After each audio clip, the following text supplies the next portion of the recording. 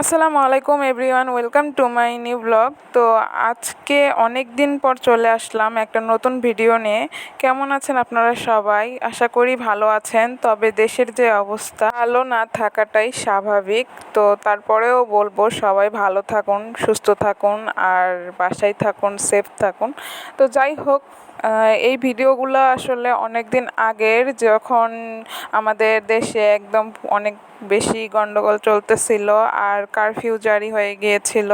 একদম বাহিরে বের হওয়া যাচ্ছিল না, ঘরের মধ্যে বসে থেকে থেকে আমরা অনেক বোর হয়ে যাচ্ছিলাম।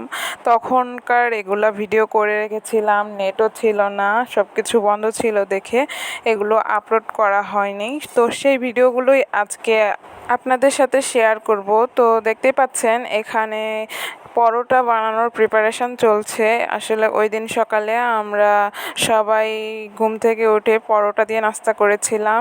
আর এটা হলো চিনি দিয়ে পরোটা বানানো হচ্ছে। নর্মালি পরোটা খেতে তো ভালোই লাগে, কিন্তু চিনি দিয়ে পরোটা কিন্তু অনেক মজা খেতে। তো আমার তো অনেক মজা লাগে, আপনাদের কেমন লাগে অবশ্যই জানাবেন। তো এই যে চিনি দিয়ে পরোটা বানানো আহামরি কিছু না, নর্মালি আমরা পরোটা যেভাবে বানাই সব কিছু সেভাবেই করে নেওয়া হলো। আর লাস্ট পর্যায়ে যখন পরোটাটা ফোল্ড করা হবে, পরোটার যে রুটিটা ওটা ফোল্ড করা হবে, তার আগে ওটার মধ্যে একটু তেল আর চিনি দেওয়া হয় থাকে।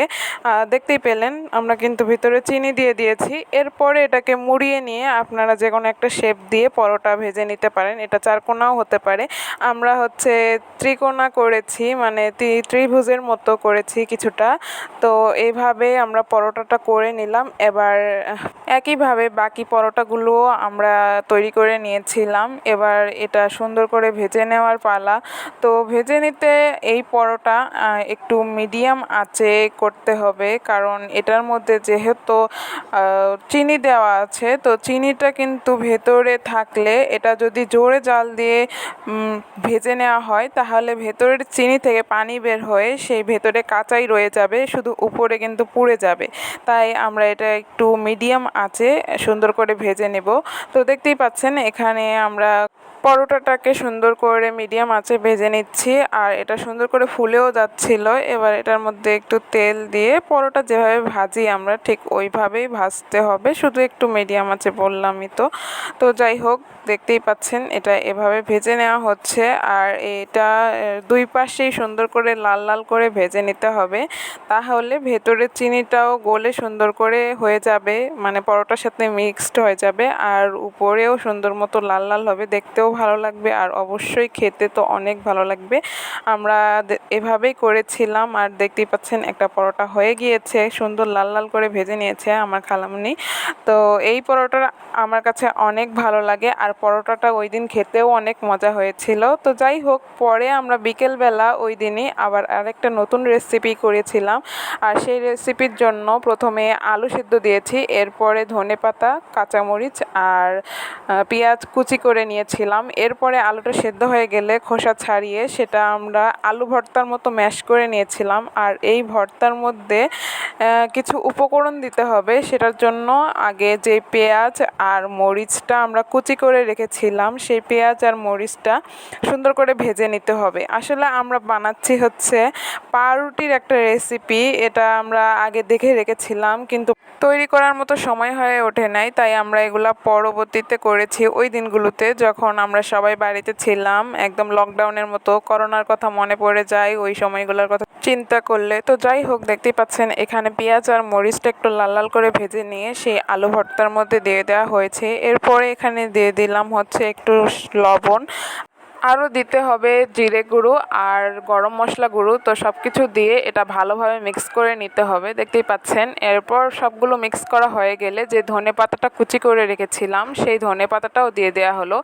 এবার পাউরুটিটাকে একটু প্রসেস করে, মানে তৈরি করে নিতে হবে। তো পাউরুটির পাশে যে লাল লাল অংশটা থাকে সেই অংশটা আমরা কেটে বাদ দিয়ে দিচ্ছি। এভাবে সবগুলো থেকে লাল অংশগুলো ছাড়িয়ে নিতে হবে। আর এগুলো ছাড়ানোর পরে সেটা আবার সুন্দর করে চারকোনা করে কেটে নিতে হবে। তো দেখতেই পাচ্ছেন এখানে লাল অংশগুলো ছাড়ানো হয়ে গিয়েছে। এবার এটাকে চারকোনা করে সুন্দর করে কেটে নেওয়া হবে আর সবগুলো একইভাবে কেটে নিতে হবে। আর কেটে নেওয়ার পরে এগুলো যে এই ভর্তাটা করে রেখেছিলাম সেই ভর্তার মধ্যে দিয়ে ভালোভাবে মিক্স করে নিতে হবে, যাতে পাউরুটিগুলো আস্ত না থাকে বা গোটা না থাকে, মানে ভর্তার সাথে মিক্সড হয়ে যায়। আর সেটা মিক্সড হয়ে গেলে এর মধ্যে দিতে হবে একটু ময়দা বা আটা, সেটা দিয়ে ভালোভাবে আবার একটু মিক্সড করে নিয়ে এরপর হাতের মধ্যে একটু তেল নিয়ে এটাকে ভালোভাবে একটা শেপ দিতে পারেন আপনারা। তো আপনাদের ইচ্ছা মতো আপনারা যে কোনো রকমের শেপ দিতে পারেন। আমরা এভাবে হাতের মধ্যে নিয়ে এরপরে এটা গোল গোল করে চ্যাপ্টা করে এরকম একটা শেপ দিয়েছিলাম। আর ঠিক এভাবেই সবগুলো বানিয়ে নেওয়া হয়েছে। অন্যদিকে আমরা চুলার মধ্যে তেল গরম করতে দিয়ে দিয়েছি। তো তেলটা একটু গরম হয়ে আসলে এর মধ্যে পাউরুটির সেই পাকোড়াগুলো দিয়ে দিতে হবে। আর এটাও কিন্তু মিডিয়াম আঁচেই ভেজে নিতে হবে, কারণ যদি আমরা মানে খুব হাই হিটে এটাকে ভাজি তাহলে এটার ভেতরে যে পাউরুটি বা আলুটা আছে এটা কাঁচাই থেকে যাবে আর উপর থেকে মানে পুড়ে যাবে। তো এটা মিডিয়াম আছে এরকম সুন্দর করে লাল লাল করে ভেজে নিয়েছিলাম। দেখতেই পাচ্ছেন কত সুন্দর লাগছে, মানে কালারটাই সেই সুন্দর হয়েছিল। তো এভাবেই আমরা সবগুলো পাকোড়া সুন্দর করে লাল লাল করে ভেজে নিয়েছি। আর এই যে ভাজার পরে এটা ছিল ফাইনাল লুক। তো এটাই ছিল আজকের ব্লগ। কেমন লাগলো অবশ্যই জানাবেন। ভালো লাগলে লাইক কমেন্ট শেয়ার ফলো করে পাশে থাকবেন। আল্লাহ হাফেজ গাইস।